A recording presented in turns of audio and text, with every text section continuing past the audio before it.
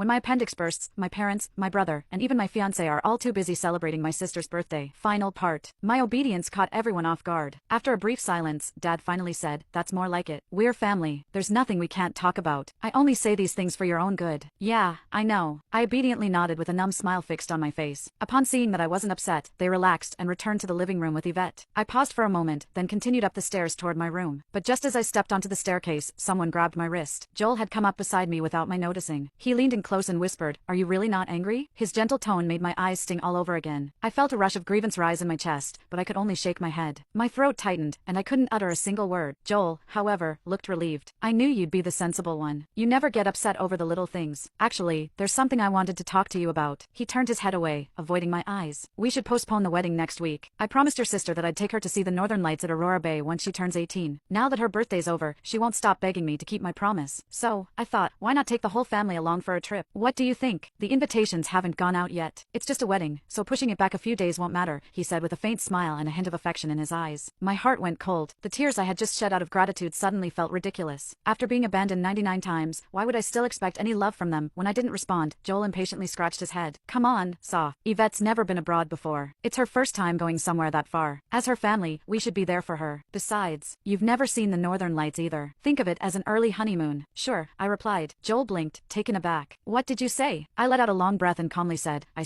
agreed to cancel the wedding." "Cancel? No one's canceling anything." I said, "Postpone." "We can't just cancel the wedding," he corrected me with a frown on his face. I lowered my head. A faint, bitter smile tugged at my lips. Was there really a difference? As long as Yvette was around, she would never let our wedding happen. She couldn't stand me, and she coveted everything I had. I had known that since we were children. No matter how hard I fought, I could never win. My family's favoritism was her greatest weapon, and it was the reason she could keep me under her heel all these years. Now, even my fiancé had joined her side. My eyes burned, and a familiar itch started to spread across my skin. The mango juice was finally taking effect. I nodded lightly and turned to go upstairs. There was allergy medication in my room, and I needed to take them before the reaction got worse. "Are you upset because I'm going to Aurora Bay with Joel?" Yvette's voice came from behind me, dripping with false innocence. I ignored her and kept walking. Yvette had always been that way. Even if I did nothing, all she had to do was cry or pout in front of our family, and everyone would rush to defend her. Joshua was the first to lose his temper. "That's enough, soft. Didn't you hear Vivi talking to you? One moment, you say you're not angry, and at the next, you're giving everyone an attitude. Is this how you treat your family?" I didn't answer him. Such baseless accusations had filled my entire childhood, and I'd long since learned to face them without showing any emotion. But just as I set foot on the second-floor landing, a sharp pain shot through my scalp. Someone had yanked my hair from behind. Chapter 3. Joshua yanked my hair so hard that I stumbled down the stairs. "Vivi's an adult now. You can't just ignore her feelings like you used to." I fell to the floor, and pain shot through both my knees. Joel frowned. "Soft, I was the one who decided to delay the wedding. It had nothing to do with Yvette. If you're upset, take it out on me. Just don't make her feel bad." As I